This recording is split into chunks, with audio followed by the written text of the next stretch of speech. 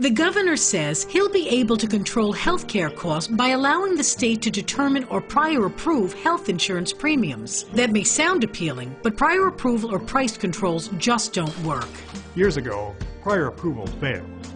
Back then, my company's premium rates jumped wildly each year because some political appointee in Albany didn't want to make appropriate rate increases in an election year. I depend on health insurers to support my business.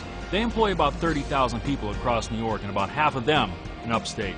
We're struggling now. If we let politicians artificially freeze premiums, payments to hospitals would drop, and that would cause quality to suffer. We can't afford that. There will be less choice, and it will be harder for my family to find a health care plan. Prior approval has never worked. It was a disaster in the 80s and early 90s, so the legislature voted unanimously to eliminate it. That's why business groups, hospitals, other healthcare providers, and consumers are against it. Call your legislator. Tell them.